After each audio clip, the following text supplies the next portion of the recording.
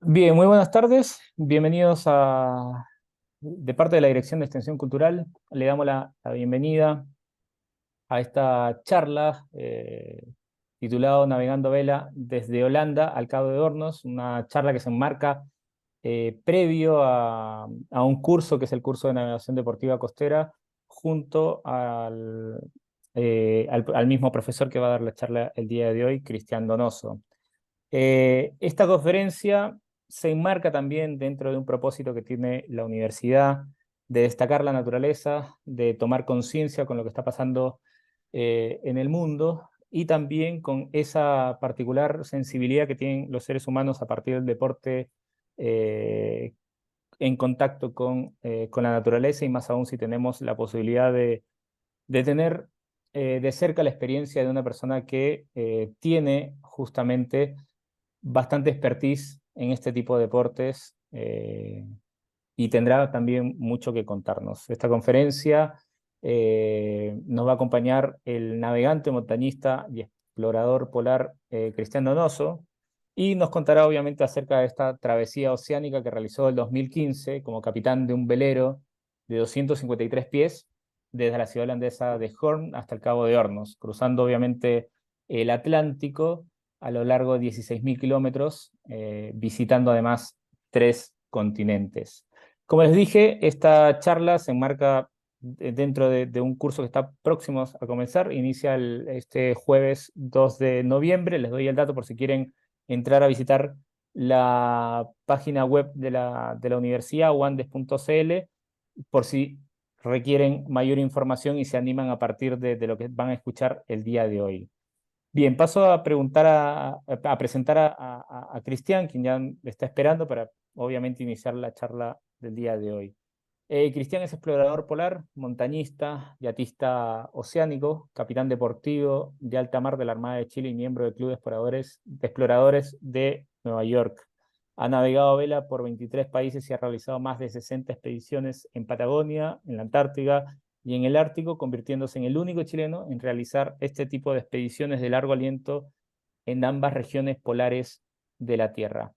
Cristian, muy bienvenido a esta charla y bueno, todo tuyo el público del día de hoy. Ya, muchas gracias, Raúl. Eh, Pregunto si se ve la imagen de un mapa antiguo.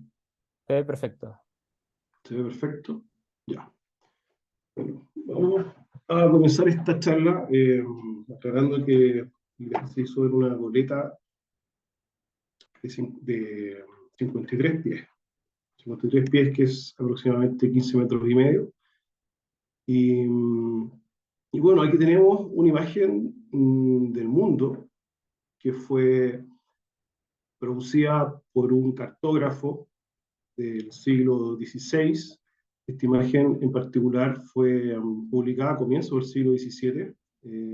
Este cartógrafo se llama Abraham Ortelius y él recoge informaciones de distintas expediciones que se realizaron en distintas regiones del planeta, y a partir de esa información que va recabando de distintas expediciones marítimas, logra construir esta visión del mundo. Ustedes pueden ver que las grandes macroformas de la mayoría de los continentes están bastante bien definidas hacia fines del siglo XVII. Podemos ver América, ¿no es cierto? Sudamérica, Norteamérica se ve claramente, California, también África, bastante similar en su forma a lo que vemos hoy en día en los mapamundi. Asia y el sudeste asiático también aparecen, como les decía, en sus macroformas con una definición bastante cercana a la realidad. Pero salta a la vista este gran continente que aparece en la parte austral del mapa, que aparece con este nombre de Terra Australis Mondum Cognita. Hasta comienzos del siglo XVII se creía que al sur de Sudamérica existía un gran continente del que formaba parte Tierra del Fuego.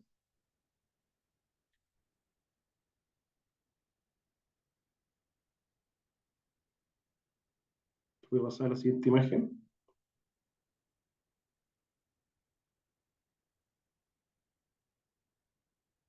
Ahí está.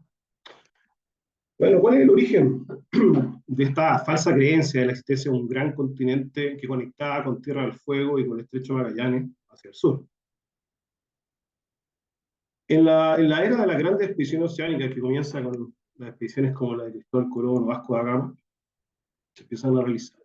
El mundo europeo empieza a expandir su conocimiento del mundo, y entre los navegantes que encontramos en esa época está Américo Vespucio, que navegó bastante al sur por Sudamérica. Se cree que incluso fue más al sur del Río de la Plata, y en sus testimonios dio cuenta en Europa de que la costa se proyectaba del noreste al suroeste, lo que hizo suponer que en algún momento tenía que existir alguna conexión hacia el Océano Pacífico, que era conocido como Mar del Sur. Con esta teoría, Hernando Magallanes se lanza en busca de este paso, ¿no es cierto? Y a medida que va avanzando hacia el sur, la costa se sigue proyectando hacia el suroeste, hasta un punto en que ve que la costa comienza a proyectarse en un rumbo, en un sentido sureste. ¿Ya? Justo es en este punto donde descubre el estrecho que lleva su nombre. ¿Ah? Entra, se acerca a la boca occidental del estrecho Magallanes, y las fuertes corrientes que existen en ese lugar, por la gran amplitud de marea que alcanza, supera los 10 metros, lo hizo suponer de que podía estar eso conectado con el Mar del Sur, el Océano Pacífico. Y vio asimismo esta proyección de la costa hacia el sureste, lo que le hizo suponer, una vez que descubre el estrecho, que el estrecho es el límite norte de un gran continente que se proyecta hasta el Polo Sur.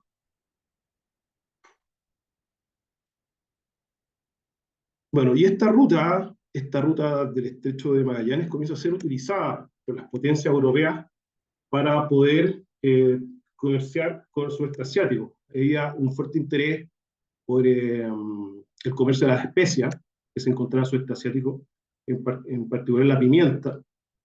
Fueron los portugueses los primeros que abrieron una ruta hacia el origen de las especias.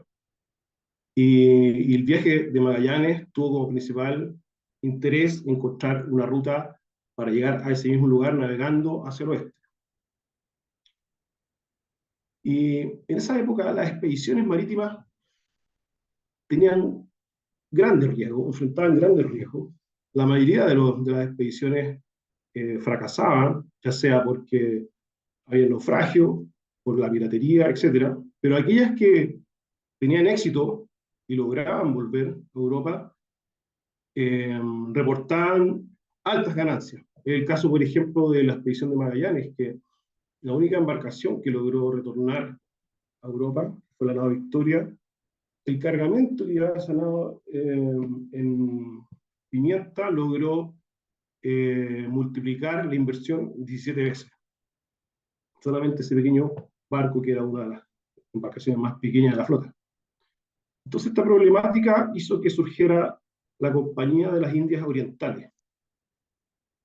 La Compañía de las Indias Orientales es considerada por muchos como la primera sociedad anónima del mundo, y lo que se buscaba era disminuir los riesgos de estas operaciones. Entonces los holandeses crearon un cártel, y todas las operaciones de viajes a las Indias Orientales quedaron bajo la misma estructura empresarial y financiera, bajo esta modalidad social anónima. Entonces, si de 10 barcos 9 naufragaban, pero uno de ellos lograba volver a Holanda, y ese barco generaba utilidades eran de un 2.000, 3.000, 4.000%, eso finalmente podía generar utilidades para todos quienes asumían este riesgo.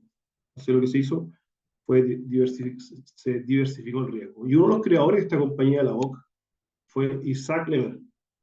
Isaac Le Maire tuvo problemas con sus socios, y en un momento se retira y decide buscar una ruta alternativa, ya que la ruta del Estrecho Magallanes había sido entregada al monopolio de la Compañía de las Indias Orientales. Entonces él decide buscar una ruta alternativa para poder llegar a la fuente de las especies.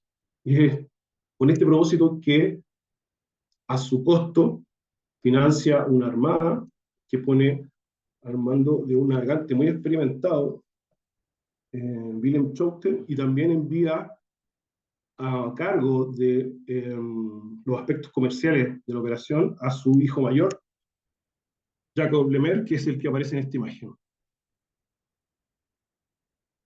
Y es de esta forma que, llegando a la zona del estrecho de Magallanes, continúan navegando hacia el sur y logran descubrir el Cabo de Hornos. Nosotros nos propusimos el año 2014 repetir esta ruta, de alguna manera conectar el punto de donde zarpó esta armada, que fue la ciudad de Hoorn, en Holanda, con el Cabo de Hornos. El nombre original del Cabo de Hornos es Cap Horn, ya que Horn, cuerno en Dutch, lengua holandesa, fue traducido al español como Hornos, castellanizado como Hornos, Cabo de Hornos, de ahí su nombre. Entonces fuimos a Holanda, aquí estamos en Horn, y el primer lugar al que nos dirigimos fue a la cofradía de los Cape Horniers holandeses. Aquí está la sede de los Cape Horniers, una antigua casona.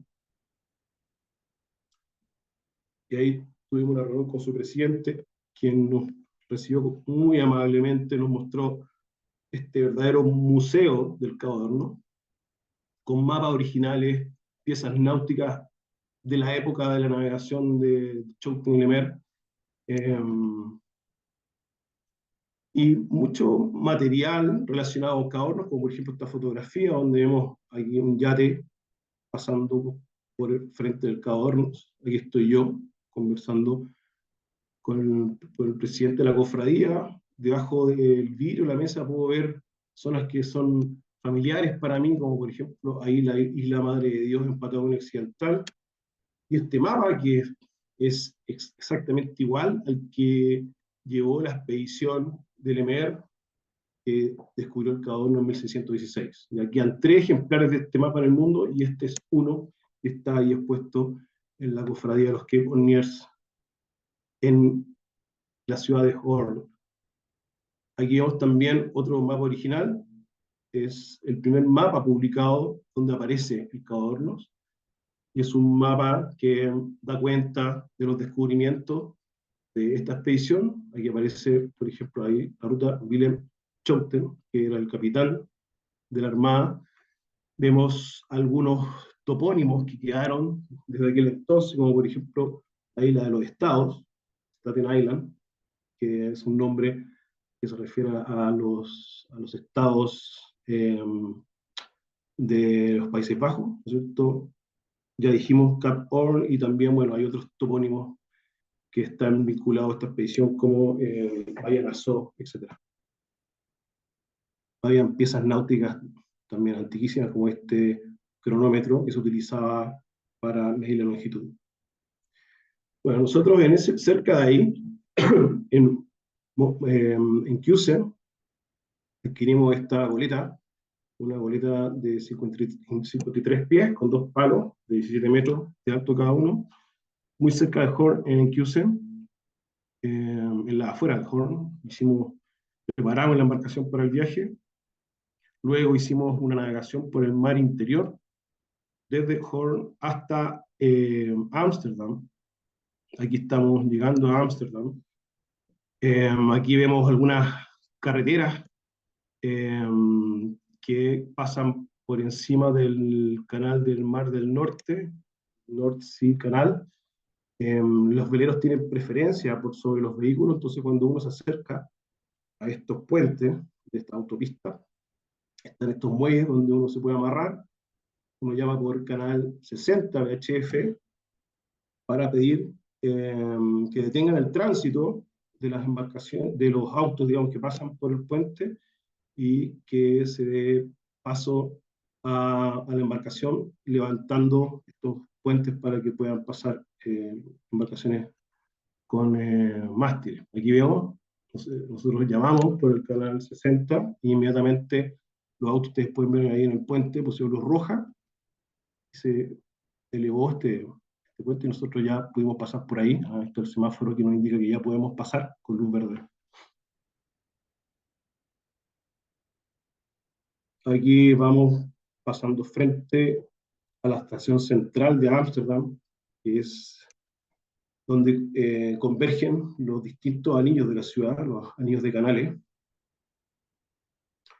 Y una vez que ya estamos aproximándonos al Mar del Norte, tenemos esta última esclusa, que son espacios donde las embarcaciones entran, se cierran por todos lados, por ambos lados, y el nivel del agua dentro de las esclusas sube o baja, según si el nivel del agua eh, hacia donde va la embarcación es más alto o más bajo, de acuerdo a las mareas.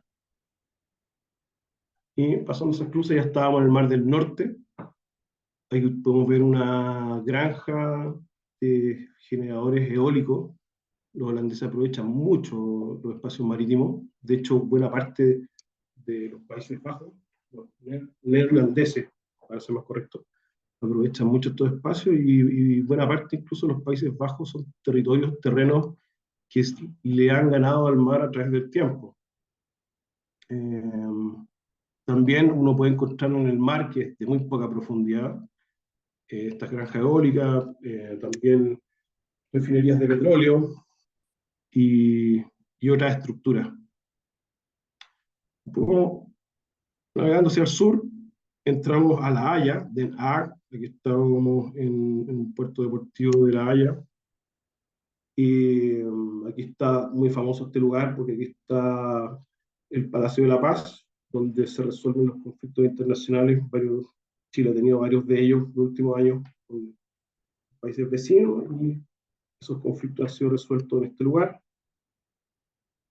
en La Haya, y aquí recibimos la visita del embajador de Chile en La Haya, Juan Martarit, y también del cónsul Rodrigo Warford, con su hijo Jan. Y de este lugar continuamos navegando hacia el sur en demanda de la costa francesa. Aquí vamos pasando por la parte más angosta del Canal de la Mancha. Ahí vamos pasando un ferry que conecta Inglaterra con Francia. Y un poco más adelante llegamos a Cherburgo. Y una de las primeras cosas que nos llamó la atención en Cherburgo fue la actividad náutica, que es un poco desconocida en nuestro país. En Francia se navega mucho, aquí vemos niños de una escuela pública que están navegando en un día de mucho viento. Había cerca de 25 nudos de viento ese día. A veces en Chile con esa intensidad de viento se cierran los puertos, pero aquí veíamos a niños navegando y esta es una escena que veíamos a diario. Y también en este lugar existe un astillero de submarinos, un gran astillero. De hecho, los dos grandes submarinos que tiene Chile fueron construidos aquí en Cherburgo. Nosotros tuvimos la oportunidad de conocer a personas que trabajaban en la fábrica y habían participado en la construcción de submarinos chilenos. Y aquí está este submarino nuclear en exhibición, que en su época fue el submarino más grande del mundo. Y la ciudad, Cherburgo, es muy pintoresca.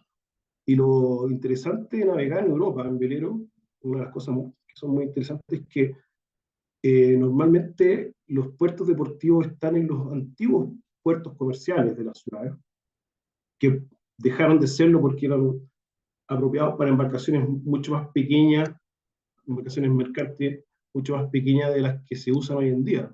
Las embarcaciones mercantes de hoy, los buques mercantes no pueden hacer uso de esos espacios, entonces finalmente quedan destinados a las embarcaciones deportivas.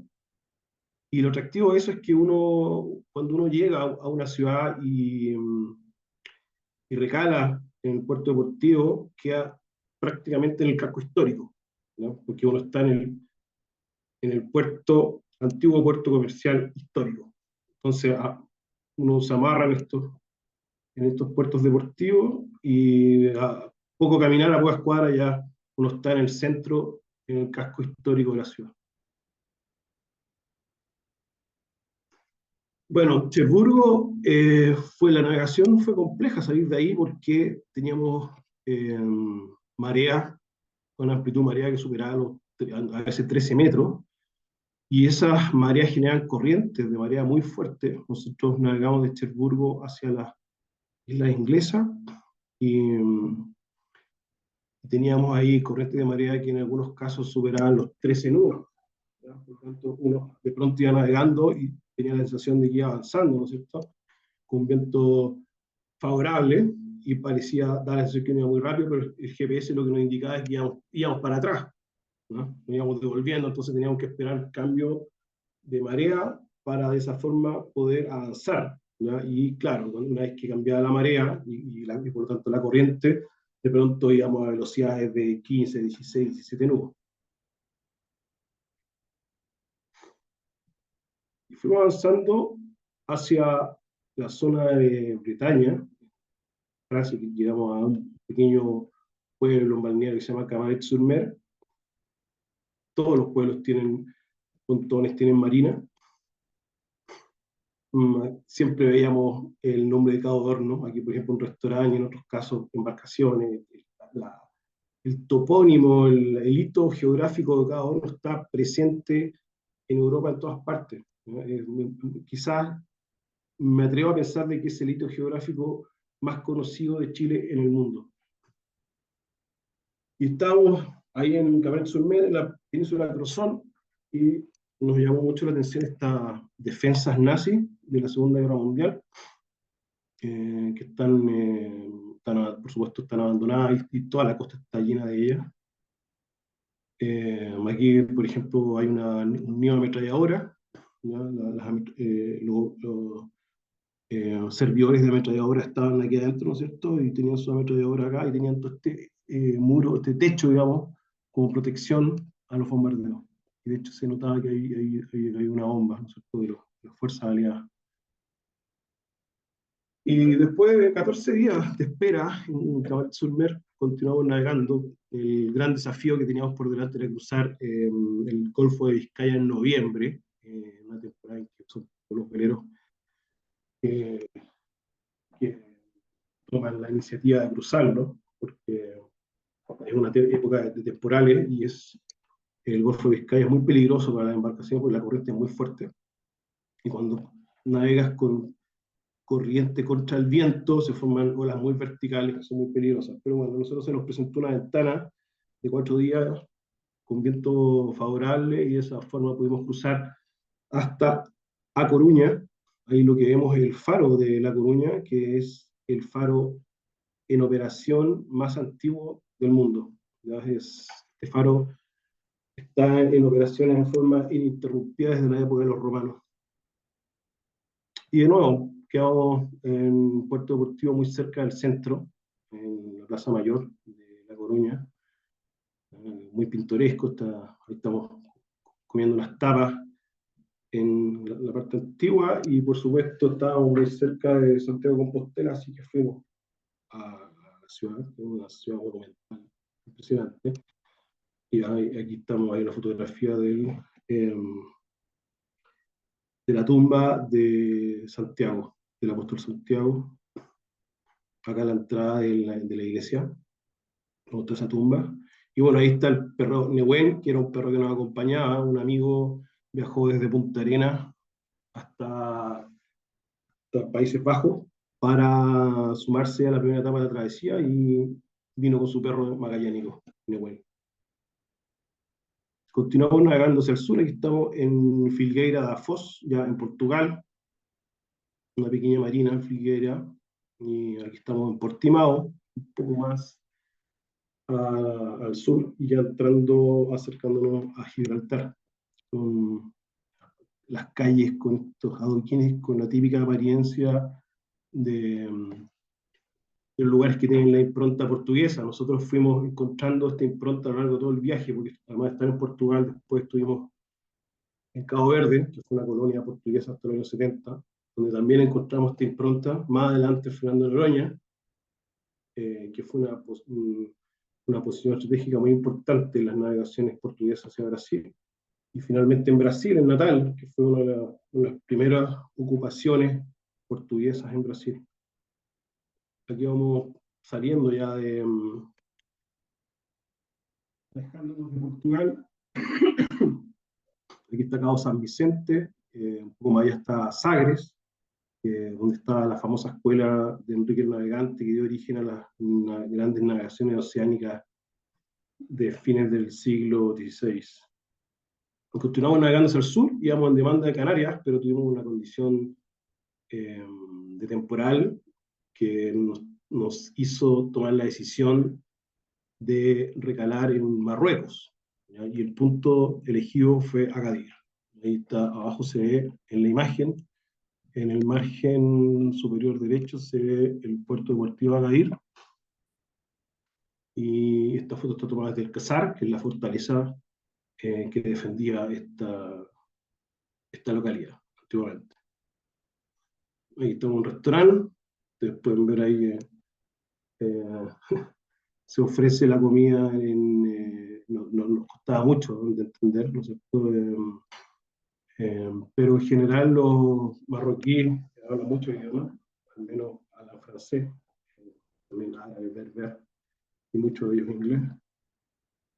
Y estuvimos cerca de Omena ahí, y como a lo largo del viaje aprovechamos, como había ocurrido en otros lugares, aprovechamos de conocer las cercanías, los lugares cercanos a los puertos donde estábamos regalados, y en este caso aquí estamos en Casablanca, en esta mezquita que es una de las más grandes del mundo. Y también entramos, nos acercamos al Sáhara, y aquí estamos en una antigua ciudadela berber, se llama Beradú. Y bueno, aquí un típico pueblo marroquí del desierto. También fuimos a Rabat, aquí estamos en el cementerio de Rabat, todas las tumbas miran hacia la Meca. Y también nos llamó la atención recorriendo Marrakech, encontramos una sinagoga, hablamos con la persona que estaba a cargo y nos dejó entrar, y pudimos constatar que los árabes y los judíos de origen sefardí en Marruecos conviven en armonía, no hay tensiones, no hay violencia entre ellos, sino que son comunidades que conviven sanamente y sin mayores tensiones. Aprovechamos de ir también en la cordillera de Atlas, ¿no? Y aquí hay uno de los pueblos típicos de esa cordillera. Finalmente, después de una estadía de un mes en Marruecos, continuamos viaje hacia las Islas Canarias. La primera parada fue en la isla Fuerteventura, que es la que aparece en esta imagen, una de las islas más despobladas. En el camino nos encontramos con muchas tortugas, de hecho teníamos que ir esquivándolas.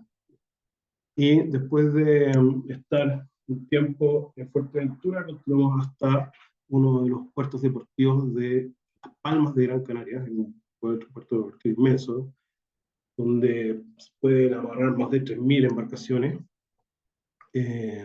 La mayoría de las embarcaciones que salen, ya sea del Mediterráneo o de Europa del Norte,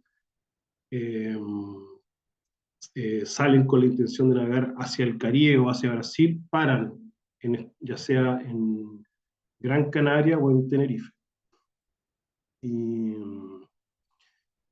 Y son zonas, puertos de zonas francas, entonces es posible comprar piezas y accesorios para embarcaciones a costos mucho más menores a los que uno puede encontrar en Europa, ¿no? Por lo tanto, las embarcaciones aprovechan acá de comprar sin impuestos, y hay un inmenso, en ninguna parte hay un inmenso mercado de proveedores de todo tipo de elementos para embarcaciones y especialistas en distintos temas relacionados con las embarcaciones deportivas. Aquí tenemos otra imagen del puerto, ustedes pueden ver lo grande que es. Y atrás lo que se ve es la ciudad de Las Palmas. Hacia el interior de la isla encontramos estos paisajes bien impresionantes, muy montañosos. Y bueno, en Las Palmas estábamos buscando tripulantes pasaban todo el día tripulantes, personas de distintas nacionalidades ofreciéndose como tripulantes, generalmente eran jóvenes. Eh, Conversamos con jóvenes taiwaneses, nepaleses, alemanes, polacos, franceses, españoles, estadounidenses, argentinos, ¿no? Nosotros necesitábamos tripulación, queríamos formar una tripulación de 6 personas para cruzar el Atlántico, para tener guardias cada 4 horas, eh, con guardias de parejas.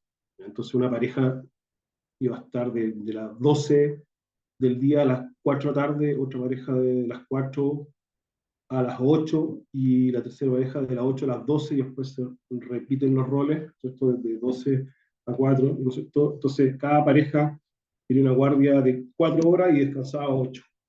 ¿Ya? Y en ese régimen esperábamos navegar hasta Brasil.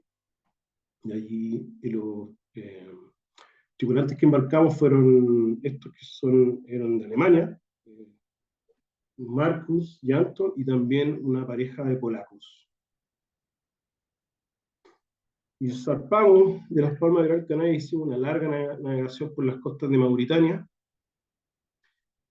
que es una de las costas que ofrece mayor riesgo por el tema de la piratería. Navegamos bastante lejos de la costa, con mucha precaución. Y una mañana vimos en el horizonte este barco, que es el Sebastián Elcano, que es un buque escuela español, que es gemelo de buque escuela chileno que es la Esmeralda, ¿no? Y navegamos todo el día en conserva, navegamos cerca de 12 horas, a vela, las 2 embarcaciones llegamos a vela, y de alguna manera ellos estaban haciendo como algunos ejercicios con nosotros, ya porque a veces se acercaban, se alejaban, y finalmente cuando empezó a atardecer, prendieron los motores y se alejaron rápidamente. Fue la única embarcación que vimos en 8 días entre Canarias y Cabo Verde. Cabo Verde es un archipiélago, es un país, un archipiélago de 8 islas que está frente a Senegal. Era una colonia portuguesa, la lengua que se habla el portugués. Y fue en lo personal el lugar que más me gustó de toda esta travesía. Fue un lugar que para mí fue un descubrimiento, fue muy especial y en particular me agradó mucho la cultura, la gente, además de los paisajes que los encontré increíbles.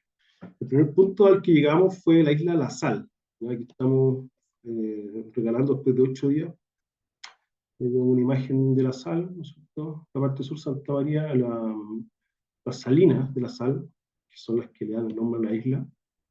Y después nos fuimos a Mindelo, la segunda ciudad más grande del país. Llegamos a Mindelo y de ahí hicimos algunos recorridos, fuimos a Santo Antao, ¿no es cierto? Costas muy acantiladas. Este país fue colonia portuguesa hasta los años 70. Portugal abandonó, le dio la independencia, pero de alguna manera también abandonó. Tampoco un país que tenía los recursos para poder sostener este país, ¿no es cierto? Formó un país que integraba originalmente a Cabo Verde y Guinea-Bissau. Guinea-Bissau se separó de este país, de un país propio, y que Cabo Verde quedó un poco a su suerte, y tuvieron grandes problemas de hambruna, y lograron desarrollar este sistema, esta tecnología de terraza, con las que lograron proveerse el alimento del 100% del alimento que necesitaban.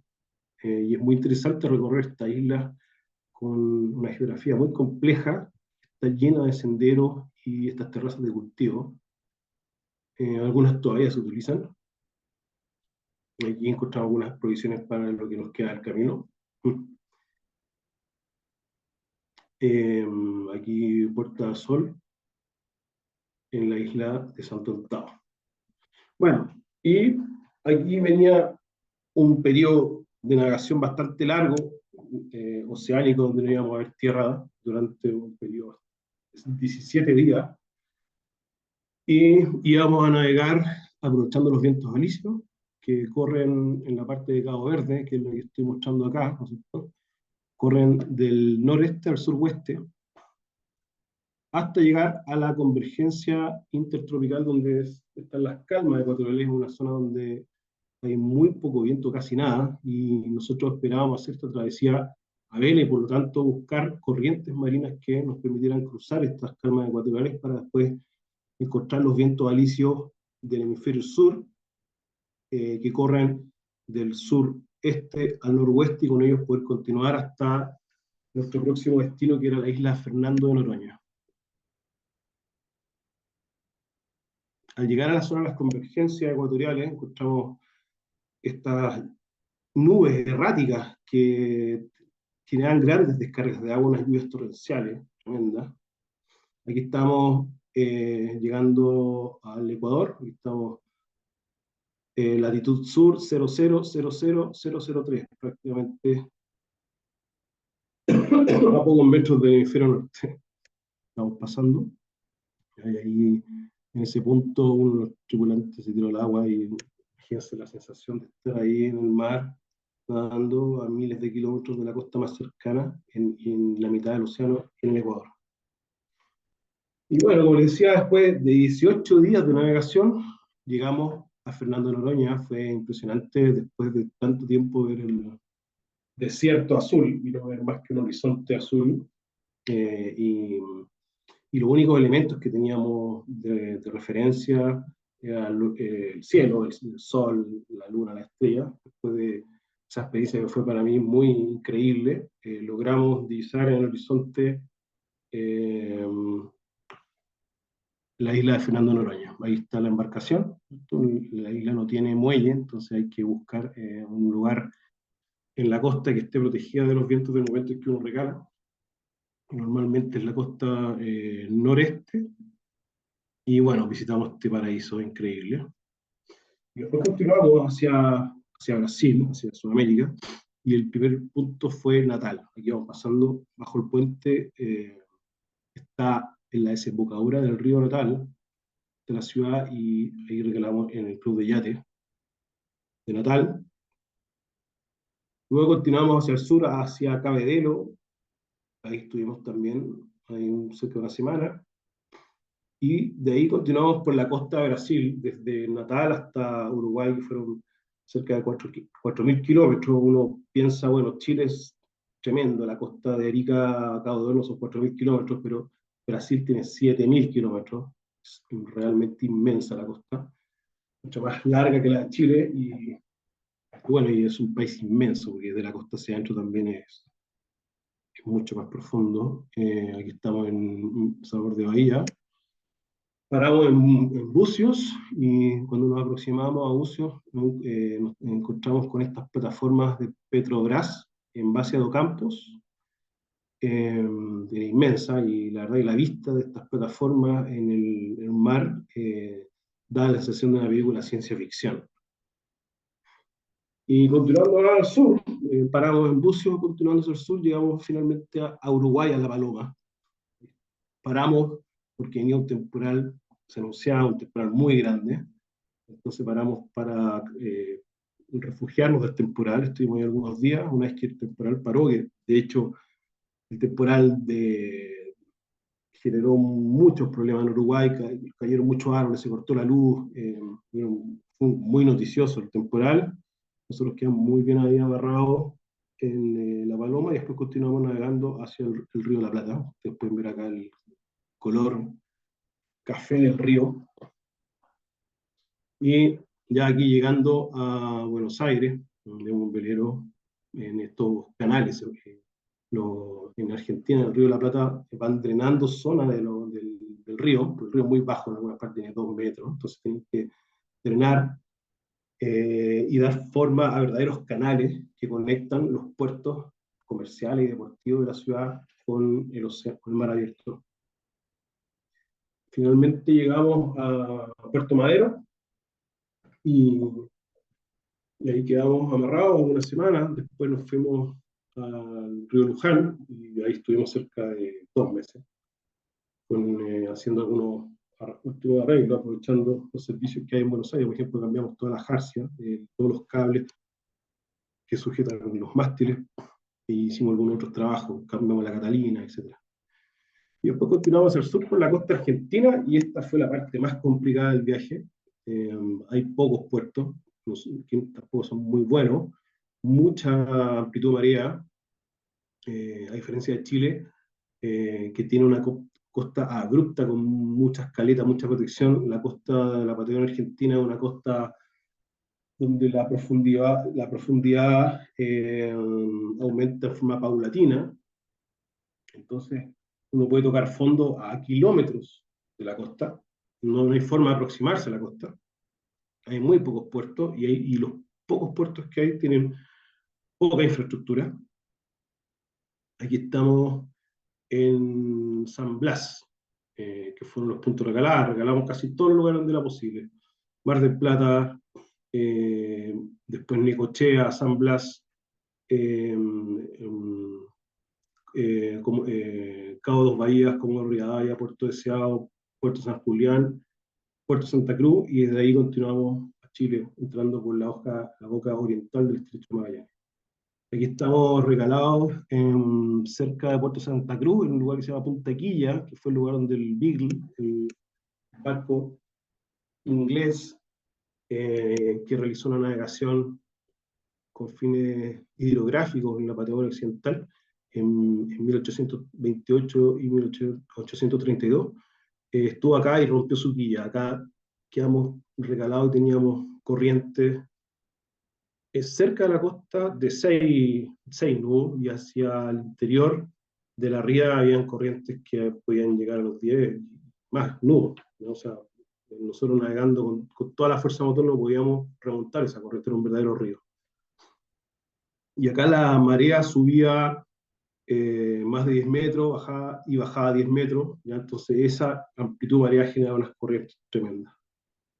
Estuvimos acá, después nos acercamos aquí al pueblo Santa Cruz, estuvimos frente a la prefectura naval, y de ahí continuamos navegando hacia el estrecho Magallanes. Aquí estamos en la boca oriental del estrecho Magallanes, y lo que se ve al fondo es Punta Túngenes, el faro Punta Túngenes, y una overa nos acompaña. Las condiciones del tiempo nos tocaron increíbles cuando entramos, cuando cruzamos Punta Túngenes, y a medida que nos aproximamos a primera angostura vino un viento muy fuerte que nos empujó hacia adentro del estrecho, y además nos tocó la corriente a favor, la corriente es muy fuerte, y de esa manera rápidamente logramos llegar primero a Porvenir, a Bahía Chilota, donde recalamos una noche, y después Punta Arenas. Y cuando llegamos a Punta Arenas tuvimos esta visión increíble del Monte Sarmiento, que es la montaña nevada que se ve al fondo, que era la primera montaña nevada o el primer glaciar que había los navegantes que venían de Europa al Pacífico, ¿no? Muchos venían de lugares donde no existen glaciares, montañas nevadas, ¿no es cierto? Y el primer contacto que tenían con la cordillera de los Andes era esto, el Monte Sarmiento. Es un monte que aparece mucho en los relatos de los navegantes, ¿no es cierto? Hay muchas representaciones de Sarmiento en grabado, en dibujos, era un hito geográfico muy importante. Y estamos frente a Punta Arenas, aquí sacamos la embarcación, hicimos algún mantenimiento, ¿no es cierto? Le pusimos antifouling, y después continuamos navegando hacia Tierra del Fuego. El primer fiordo al que entramos fue el fiordo Brooks, aquí estamos a los pies del glaciar Finlandia, el Finlandia oeste, el Finlandia este, el glaciar que aparece ahí, Caleta del Che, cerca del monte Buckland. Aquí estamos en Caleta Brecknock, ya entrando al canal Beagle. Aquí en Fiordopía, ustedes pueden ver cómo fue cambiando el paisaje. Nosotros íbamos navegando a una velocidad casi a la misma velocidad que uno puede, a la que va en bicicleta, ¿no es cierto? 5 nudos, 6 nudos. Y primero estábamos en un país europeo como Países Bajos, ¿no es cierto? Gente blanca, germanos bátavos, y después en el África sahariana, ¿no es cierto? Con la impronta árabe, un poco más allá, después la África Negra, con mucho calor cruzamos el Ecuador, y después a esa misma velocidad, nosotros estamos aquí frente a un glaciar en la Patagonia. Entonces uno va percibiendo los cambios de forma paulatina. Yo creo, a mí me preguntan cuál es como la idea o la sensación o la emoción, la primera emoción que surge cuando me acuerdo de este viaje, y es la de que sentir que el planeta Tierra es mucho más pequeño de lo que yo intuía. Tengo que poder cruzar ese planeta, nosotros navegamos desde los 53 grados norte a los 53 sur, a esa velocidad, eh, y poder cubrir una distancia tan larga a esa velocidad, me generó esa tremenda sensación de vivir en una esfera muy pequeña.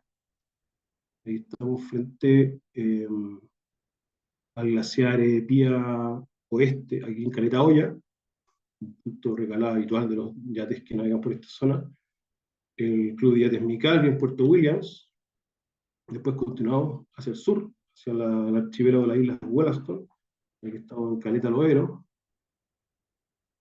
y este es el último punto recalado que usan habitualmente los veleros que van al Cabo Horno, es Caleta Maxwell, y desde ahí encaramos lo que era el destino final de esta travesía, que era el Cabo Horno. Esta foto fue tomada el día que cruzamos el Cabo Horno. Teníamos viento de 40 nudos y olas bastante grandes. Ustedes pueden ver, aquí se ve la punta del cabo, ¿no es cierto?, de la isla Horno, esta montaña. Esa punta que estoy marcando ahora es la misma que se ve en esta otra fotografía. Ya ustedes pueden ver cómo la ola tapa la vista de casi todo. De hecho, bueno, esta foto la pongo porque se ve algo, pero muchas fotos que tengo también no se ve absolutamente nada del cabo, ¿no? Las fotos eran olas que superaban los 4 o 5 metros. Así que fue un final bastante emocionante para esta travesía. Aquí estoy yo ya dejando atrás el Cabo de Hornos. Llegamos a Caleta Martial, también un punto habitual de fondeo para las embarcaciones que dan la vuelta al cabo. Ustedes pueden ver el viento, los pienes de la costa, son vientos de más de 40 nudos, y ustedes pueden ver la cadena, que prácticamente no forma catenaria, es totalmente recta, es como un fierro, ¿ya? Con lo que pueden imaginar la fuerza que está ejerciendo el viento sobre la embarcación. Y el dinghy, que lo teníamos amarrado en la popa, volaba como un volantín con el viento.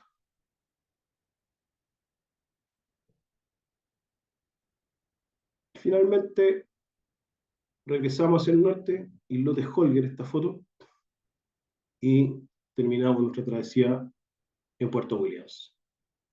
Gracias. Ahora paso a las preguntas. Bien, a ver, dame un segundo, Cristian. Bien.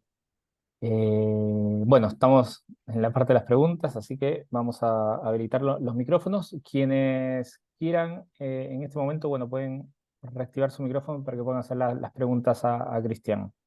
Quienes también lo deseen pueden ir dejando sus preguntas en el chat, ¿ya? Desde este momento pueden prender sus micrófonos o pedir activar el botoncito de la mano para solicitarles la activación de micrófono desde acá.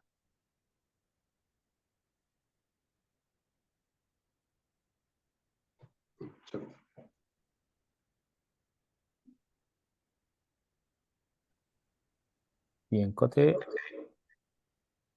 A ver, vamos a... Ahí está. Cote, tienes ya la palabra. Súper.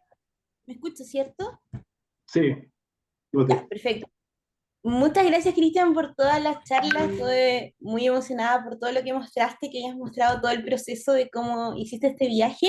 Yo llegué como 5 minutos tarde, no sé si lo dijiste al principio, pero ¿cómo fue naciendo toda esta idea de este viaje? ¿Cuáles fueron como los desafíos de la travesía? Como, no sé si habías hecho esto antes o fue como tu primer viaje más largo.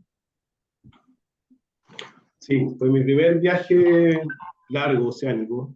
Entonces, para mí había muchos desafíos desde el punto de vista de los conocimientos que se requerían para poder realizar este viaje. Lo que me obligó a... Yo compré muchos libros, mucha literatura. Igual yo tenía experiencia navegando mucho en kayak, en Patagonia, y también en embarcaciones a motor, pero sin vela. Para mí la vela era un mundo totalmente nuevo. Con decirte que para hacer este viaje antes de comenzar hice un curso de vela en Almería, un curso pequeño, y con eso me lancé. Y eso fue un gran desafío. Adquirí rápidamente todos los conocimientos necesarios. Me hice una biblioteca, ¿no es cierto?, de náutica, y fue un aprendizaje haciendo. Yo aprendí haciendo, cometiendo errores también, ensayo y error, y eso por un lado. Y por otro lado, también hubo una situación bien especial en este viaje, que consistió en que mi señora quedó embarazada cuando estábamos en África. Quedó embarazada y supimos que estaba embarazada cuando llegamos a Canarias. Y nos preguntábamos qué hacer, porque eh, obviamente estaba la alternativa de que ella no continuara el viaje, o que dejáramos la embarcación ahí a esperar de que naciera mi hija. Y estaba la otra alternativa un poco más loca, que era de que ella continuara navegando. Entonces le preguntamos a varios médicos. En Canarias también tuvimos contacto con médicos de Chile, estuvimos conversando. Y también habían dos posturas. O sea, algunos decían que por ningún motivo siguiera navegando, y otros decían que había que tomárselo con la mayor naturalidad. Entonces, finalmente, la decisión que tomamos los dos fue continuar, ¿ya? Y Fabiola navegó hasta el 5.º mes de embarazo. Se bajó de la embarcación cuando llegamos a Recife. Y eso fue algo bien, y para mí en lo personal le dio un impacto muy especial al viaje. Mi hija, que se llama Marina Alicia, por los vientos alisios, y Marina, bueno, por razones obvias, porque es como hija del mar. Ahora ella cumplió 10 años, el día de hoy. Y en estos 10 años hemos compartido mucho experiencia de navegación. Ella es muy acuática. Hemos navegado juntos, ella es surfista, una excelente nadadora, y es fanática, esquiadora también. Es fanática del agua en distintos estados, sólidos, líquidos. Entonces, eso fue para mí algo tremendo de este viaje. Bien, Josefina, tienes la palabra, y ahí está Carlos también pidiendo la palabra. Ya, gracias. Gracias, Cristian. Bueno, espectacular las fotos. Se nota que además de buen navegante, eres un gran fotógrafo. Hemos tenido fotos y exposiciones de fotos tuyas, como la de postales de hielo aquí en la Universidad de los Andes. Se nota también ese ojo fotográfico que tienes, aparte de lo espectacular de los lugares. Así que me parece súper interesante. Estaba tratando de ubicarme en el mapa cuál era la ruta que seguiste, y ahí me perdí un poco, porque claro, hasta el estrecho Magallanes, pero después en el fondo saliste del estrecho de nuevo, entraste, o sea, pasaste el Cabo de Hornos desde el Atlántico hacia el Pacífico, me imagino, y después volviste al norte, o cómo es la ruta. Porque igual, como dijiste, cuando había una última parada antes de ir al Cabo de Hornos, pero ahí me perdí. No sé si me puedes ayudar. Sí, nosotros la ruta que hicimos para llegar al Cabo Hornos fue la del estrecho de Magallanes. Nosotros, o sea, no hicimos exactamente la ruta histórica de la expedición europea que descubrió el Cabo de Hornos para el mundo europeo, sino que entramos por el estrecho de Magallanes a Punta Arenas. Desde Punta Arenas hicimos una exploración de Cordillera Darwin por el lado norte, y después pasamos, dimos la vuelta a la punta oeste de Tierra del Fuego, y de esa manera salimos al Pacífico por ahí. Y entramos al canal Beagle, y por el canal Beagle navegamos hacia el este, hasta llegar a la zona de las Islas Picton, Nueva Lennox, Isla Navarino, y es desde ahí donde navegamos hacia el sur hasta el Cabo de Hornos. Ya, perfecto. Sí. Y después volvieron, o sea, esta fue como entonces fue en la dirección en que navegaron estos holandeses, pero en el fondo la última parte fue distinta, digamos, que ellos navegaron. Exacto. el Atlántico Bueno, abierto y no pararon, o sea, no existía claro, Punta Arenas, no llegaron ahí, sino que fueron por el mar hasta el Cabo de Horno, entre comillas, buscando una exacto. ruta alternativa, que no fuera la de Magallanes, entonces, ¿no? Claro, nosotros no hicimos exactamente la misma ruta. De hecho, Ujú.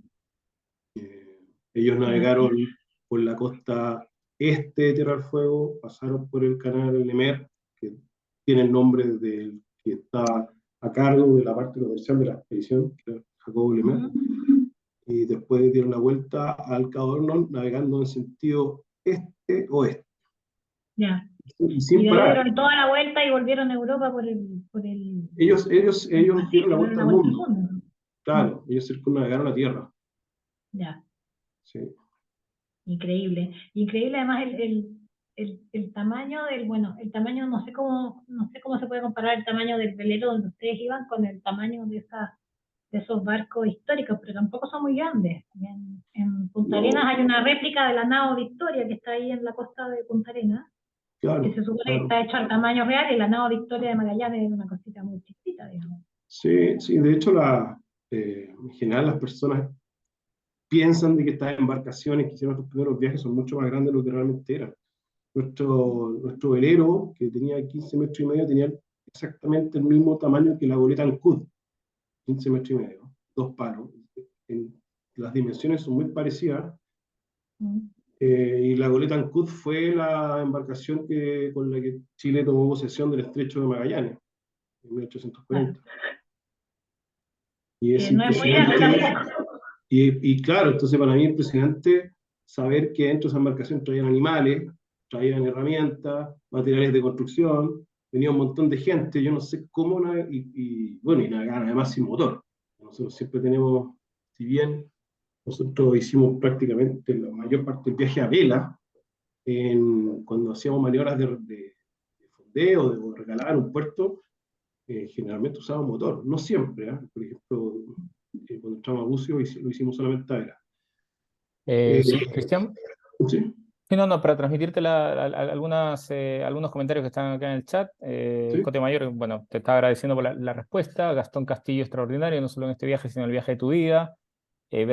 Bueno, J. Poli, bravísimo Cristian por esta travesía y gracias por compartir, estupendo. Hernando Noso, bueno, ahí viene de cerca el comentario, pero muy bien, extraordinario relato, hijo, siempre emocionas y enorgulleces. Felipe Aranea hace una pregunta, pero antes de la pregunta de Felipe tenía levantada la mano Carlos y Gonzalo, así que le doy la palabra a Carlos. Hola, hola. Muchas gracias por la charla. Dos preguntas. La primera, que no entendí y también me cuesta como entender, que al final la primera vez que se cruza desde el Atlántico al Pacífico fue a través del cabo, a través del estrecho de Magallanes. Ya, perfecto. Que es divertido como por todo lo laberíntico que es, y que uno diría que, oh, qué fácil es pasar más al sur. Y la otra es que increíble como en esta isla, Cabo Verde, si no me equivoco, que agarraste 4 tripulantes, que es más del doble, o no sé cuántas personas iban al principio, no entendí muy bien esa parte, pero agarrar 4 personas más como cambia el ambiente en el barco y al final si es que la gente que navega está acostumbrada a eso, o es también te cambia mucho la forma de viajar, cómo afecta al final ese como cambio de dinámica que hay dentro del ambiente en el barco, con el idioma y todo. sí, sí, Carlos. Primero lo del estrecho de Magallanes, claro, el la primera expedición europea que cruza del Atlántico al Pacífico lo hace a través del estrecho, que es la expedición de Magallanes. Una vez que se descubre el Cabo Horno, se empieza a preferir el Cabo Horno por sobre el estrecho de Magallanes. En general, uno tendría que pensar que el estrecho de Magallanes es más seguro que el Cabo Horno, porque son aguas confinadas, ¿no es cierto? Y a diferencia del Cabo Horno, con espacio abierto, además, reconocido como una de las zonas más tempestuosas, más difíciles para navegar. Sin embargo, para las embarcaciones a vela, una vez que se descubre el Cabo Horno, resulta ser una ruta mucho más segura. ¿Ya? ¿Por qué? Porque la ruta del Estrecho de Magallanes, el principal riesgo que tienen los veleros, las embarcaciones, es irse contra la costa. ¿Ya? Y en el Estrecho de Magallanes, con fuertes corrientes, el riesgo de naufragar es muy alto. Y frente a ese riesgo parece más seguro navegar en un espacio oceánico donde puedes navegar, moverte mucho, tienes mucho espacio para moverte, para hacer maniobras, aun cuando hayan tremendas olas. ¿Ya? Y es por esa razón que se comienza a utilizar el estrecho, o sea, perdón, el cabo de la ruta del Cabo Horno, el mar de Drake, incluso en embarcaciones mercantes a vela, sin motor, navegaron hasta el siglo XX por el Cabo de Hornos, Clippers. ¿Ya? Y les costaba mucho remontar el viento cuando navegaban del Atlántico al Pacífico, iban haciendo bordadas, iban hacia el sur, hacia la Antártida, después volvían y podían estar un mes ahí, ir hacia el norte, ir hacia el sur, tratando de remontar el viento, hasta que finalmente el viento tomaba un rumbo que favorecía el que la embarcación lograra entrar hacia en el Pacífico. Respecto a la otra pregunta de la convivencia, es un tema muy importante en estas navegaciones. Nosotros en este viaje tuvimos a 18 personas en el velero, ¿verdad? Que iban, un viaje muy largo, entonces había personas que se embarcaban en un puerto, se bajaban en otro, y iban cambiando. Nosotros viajaron amigos, familiares. En la primera parte estuve con mi hermano en su polola, después unos amigos a Punta Arenas, y después también fui conociendo gente en el camino que se embarcaba.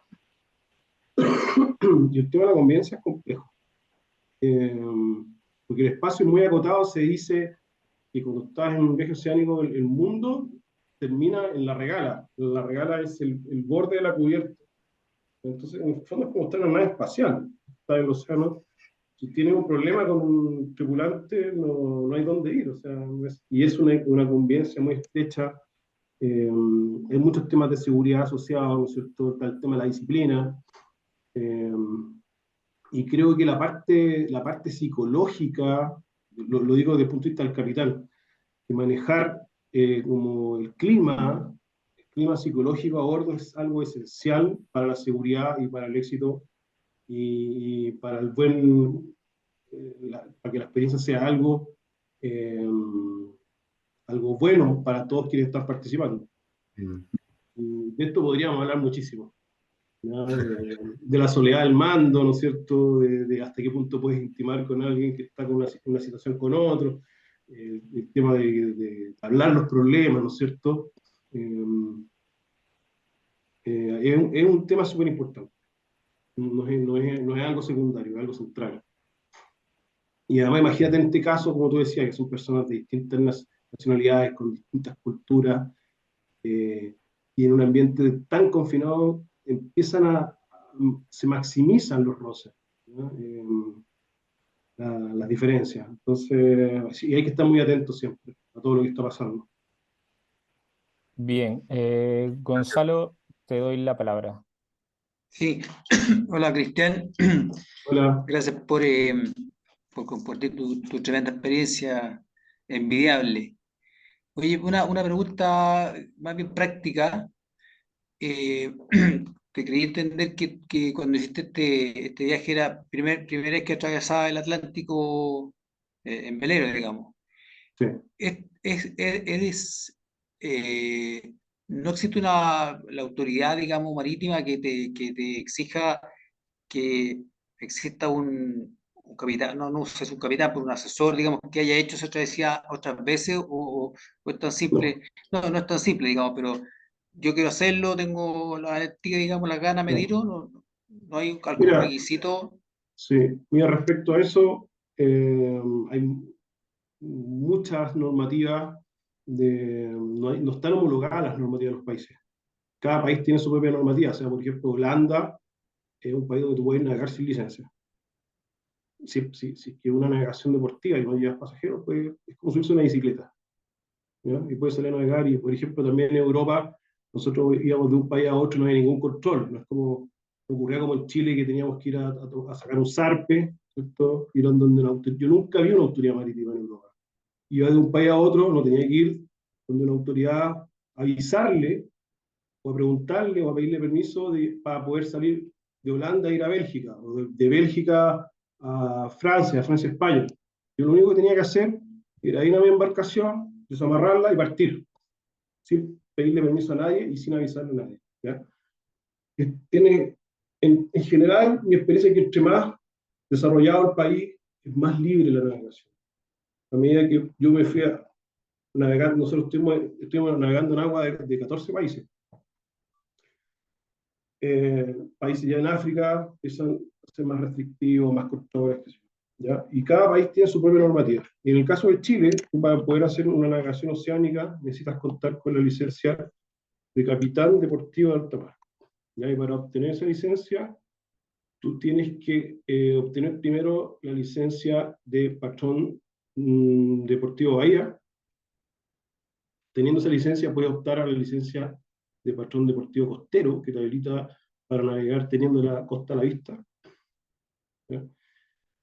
Y teniendo la licencia de patrón deportivo costero, tú puedes acceder a la licencia de capitán deportivo de alta mar, sumando una cantidad determinada de horas de navegación costera, como capitán costero. ¿Ya? No existe, por ejemplo, el requisito, o sea, una persona podría no haber hecho nunca una navegación oceánica, sin embargo, obtener la licencia de capitán deportivo de alta mar, habiendo sumado las horas de navegación como capitán costero requeridas por la autoridad marítima. ¿Ya? Pero como te digo, esta normativa cambia de país en país. ¿Ya? Incluso dentro de Chile ha tenido varios cambios en los últimos años. ¿Ya? Antiguamente existía, no hace tanto, existía un examen para poder tener la licencia de capitán de alta mar. Hoy no. ¿Ya? Y eso el día de mañana puede cambiar. ¿Ya? Pero en Argentina tiene una normativa distinta, en España otra, en Holanda otra. ¿Ya? Cada país tiene sus propias normas en este aspecto.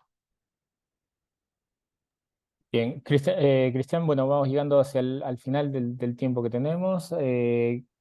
Preguntan acerca de cómo se comunicaban con la Armada de Chile en los fiordos, o en general donde se llegaba la radio VHF, porque ve que la autoridad marítima exige notificar situación cada 12 horas. ¿Utilizaban alguna comunicación satelital? Bueno, es una pregunta. Y paso a esta pregunta es de Sergi Marchenko.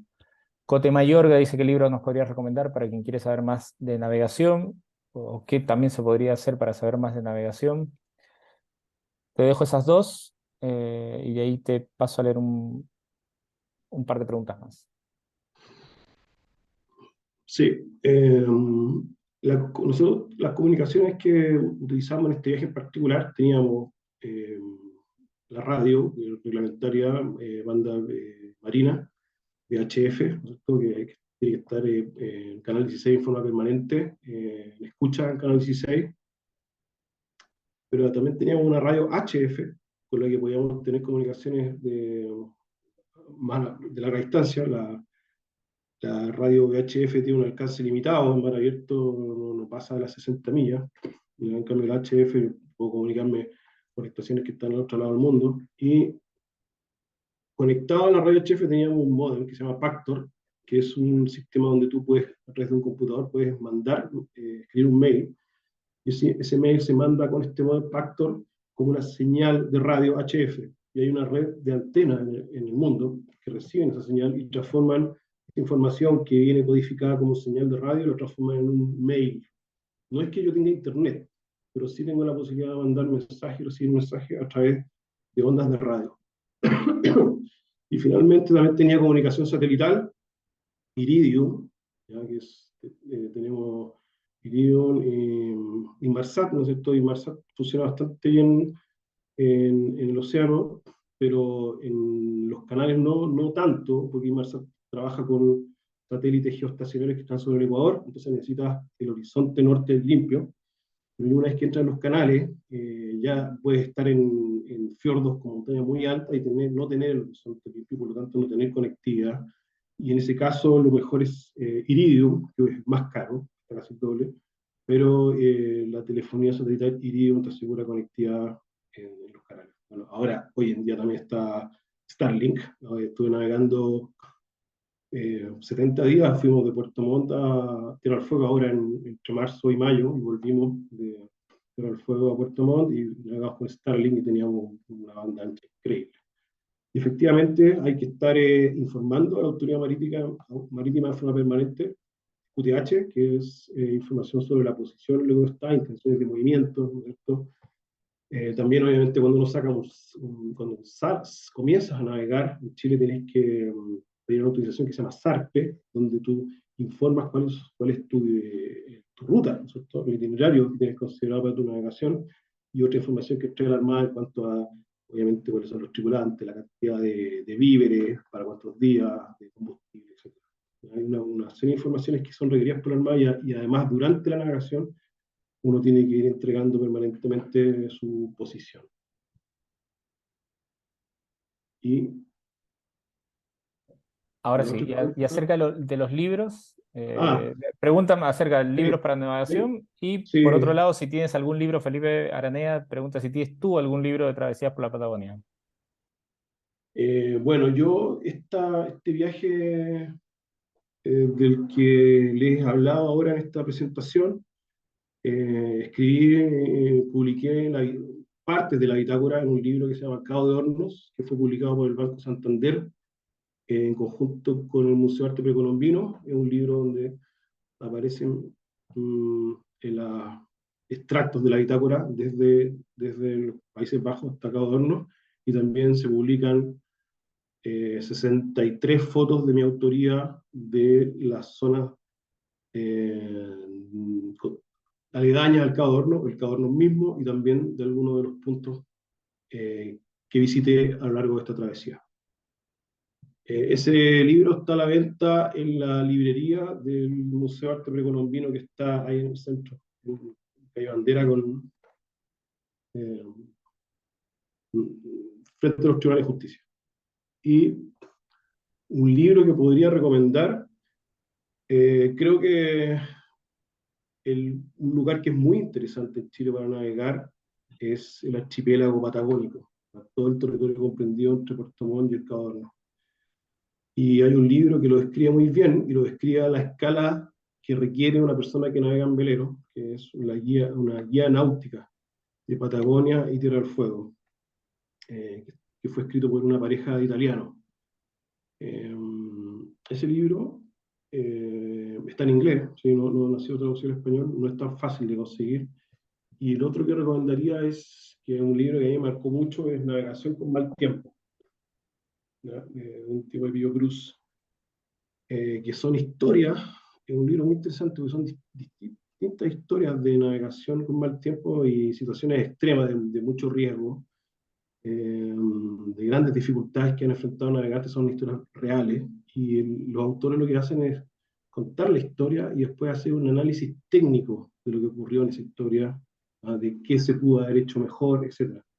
Ese libro lo encuentro extraordinario, y creo que para cualquier persona que se quiera iniciar en la navegación de velero, es un libro esencial. Perfecto, y llegamos a la última pregunta. Josefina dice, ¿qué opinas sobre la relación de los chilenos con el mar? Parece que no somos muy navegantes. ¿Será que es un tema cultural, de educación? ¿Cómo se podría cambiar esto? Sí, creo que lo esbocé en mi presentación. Cuando estuve en Cherburgo, Francia, en general, en todos los pueblos, en las escuelas públicas, los niños tienen cursos de navegación obligatorios. En países como, qué sé yo, Finlandia, hay una embarcación cada 5 personas, ¿ya? Me parece que Holanda tiene una ratio similar, que contrasta bastante con Chile, que hay una embarcación cada 15.000. Tenemos una costa extraordinaria para navegar. Tenemos más de 40.000 kilómetros de costa, si sumamos las líneas de las bahías, de los fiordos, de los islotes. Tenemos más de 40.000 kilómetros, que es la circunferencia de la Tierra, la distancia equivalente a la circunferencia de la Tierra. Ya tenemos uno de los territorios marítimos más bellos de la Tierra. Entonces creo que eh, somos una nación privilegiada para poder realizar actividades náuticas. Sin embargo, al mismo tiempo somos una nación que está muy de espalda al mar, ¿ya? Hay un tema cultural, la actividad náutica se vincula, hay una cultura náutica fuerte que está en las instituciones, como la Armada, ¿no es cierto?, que es una institución muy antigua, que tiene un vínculo fuerte con el mar y una tradición muy fuerte. Y por otro lado también tenemos algunas tradiciones como la de los pescadores artesanales, que nosotros los vemos como algo muy trivial, pero si uno, por ejemplo, va a otros países como Argentina prácticamente no hay.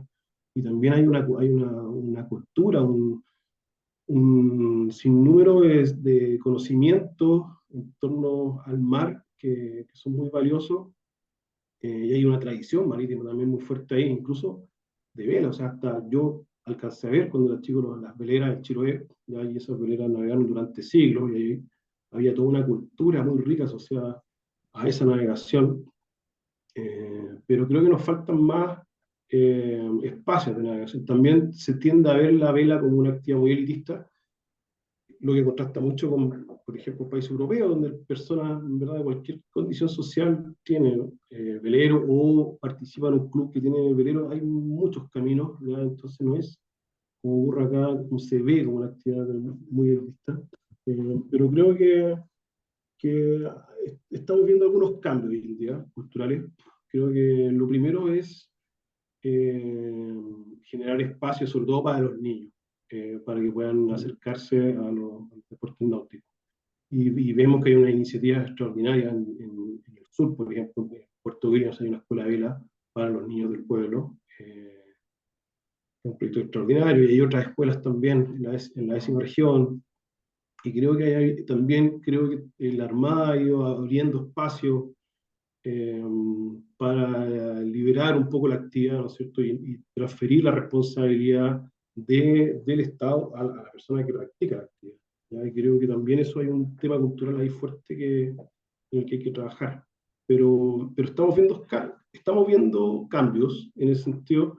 Creo que falta mucho, pero los cambios que vemos son muy esperanzadores. Bien, Cristian.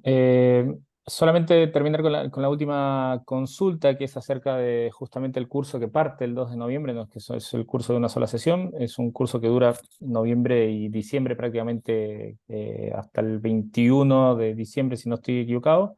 Sí. Hay más información en el enlace que está puesto en el chat, ¿ya? Y que por el momento, ya que la pregunta fue hecha hacia Extensión Cultural, no hay una fecha de repetición, pero el curso es presencial, y bueno, tiene estas fechas que parten recién el jueves 2 de noviembre. Todavía hay cupos disponibles para quienes quieran averiguar un poco más y tener información. Cristian, bueno, hemos llegado al final de esta charla muy entretenida, muy ilustradora. Para quienes hemos leído libros, era como estar libros de navegación, como estar abriendo un libro y escucharte con estas historias. Muy entretenido. Y bueno, nos veremos más adelante entonces para alguna otra charla que nos puedas también ilustrar y contar alguno de tus viajes. Muchísimas gracias, Cristian. Te dejo la palabra para que te despidas. Bueno, gracias Raúl. Y a ver, estoy un poco oscuro acá. Estoy con las preguntas. Está oscuro toda la conferencia.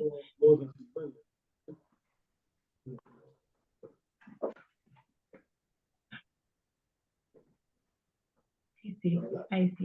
No me di ni cuenta que estaba ya en la oscuridad total.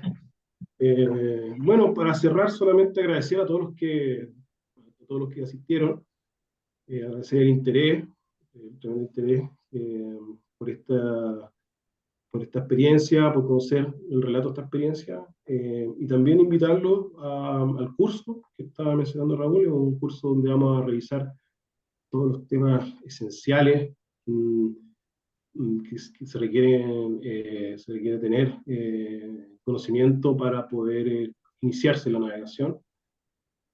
Vamos a abordar todos los temas que están contenidos en los exámenes de licencia de navegación de patrón deportivo bahía y capitán deportivo costero. Todos vamos a revisar los bancos de preguntas y vamos a profundizar en todas esas materias. Es un curso que dura 8 clases, que comienza este jueves, y están todos invitados a participar en él. Y con esto me despido y muchas gracias también, Josefina, por la invitación a este espacio de conversación. Muchas gracias, Cristian, y a todos los que se conectaron hoy día. Y esperamos nos vemos muy pronto. Nos vemos el jueves aquí en la UANDES. Muchas gracias a todos por Buenas participar. noches. Chao, chao.